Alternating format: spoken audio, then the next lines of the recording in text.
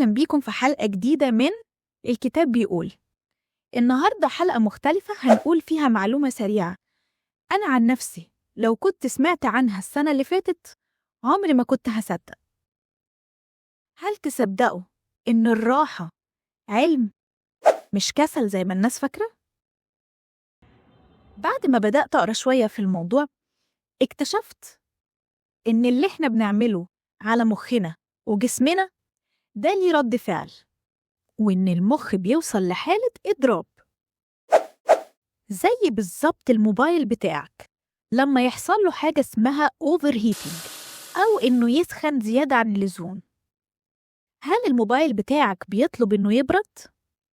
ده بالظبط اللي بيحصل في دماغك لما تبالغ في الشغل وتعدي ساعة التحميل المعرفي أو ما يسمى ب cognitive load capacity. في المقابل المخ في وضع الأوف وإنت مرتاح ما بتعملش حاجة، بيدخل في نظام اسمه Default Mode Network، ودي بالبلدي كده حالة وضع الصيانة. يعني المخ بيبدأ يرتب مع نفسه ملفاته ويعمل عملية تنظيف، وده بيخليك بعد كده تشتغل أحسن وتعمل قرارات أفضل.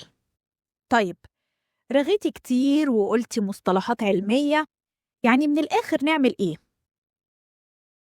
من الآخر أولاً أنا عايزة أكد عليك إن الراحة المتعمدة أو intentional rest ده مش رفاهية، دي حاجة لازم تعملها من حين لآخر، ومش من حين لآخر لأ، ده كمان كل يوم. نصايح: ما تهلكش نفسك في الشغل بزيادة عن اللزوم، يعني ما تشتغلش أكتر من 10 ساعات في اليوم. لو حبينا نقول معادلة راحة بسيطة، حدد وقت زي 10-15 دقيقة كل ساعتين. خليك فاكر مش هتخسر السبق ولا حاجة.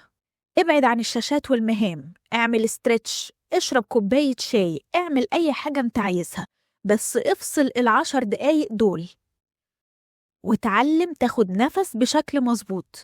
نبقى هنتكلم عليها في حلقة تانية بعد كده. دي حاجة اسمها mindful breathing، وده بيقلل التوتر وبيزود عندنا الدوبامين.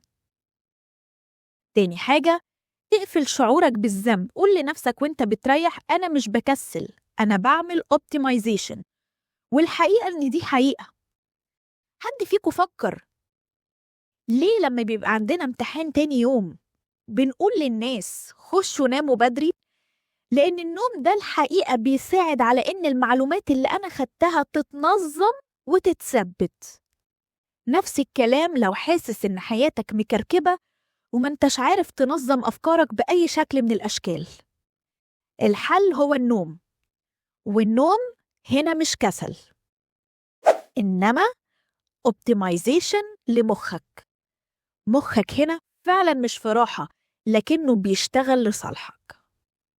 وفي النهاية أحب أقول إن الكتاب بيقول الراحة المتعمدة مش فاصل، ده جزء من الخطة علشان تقدر تكمل بشكل سليم.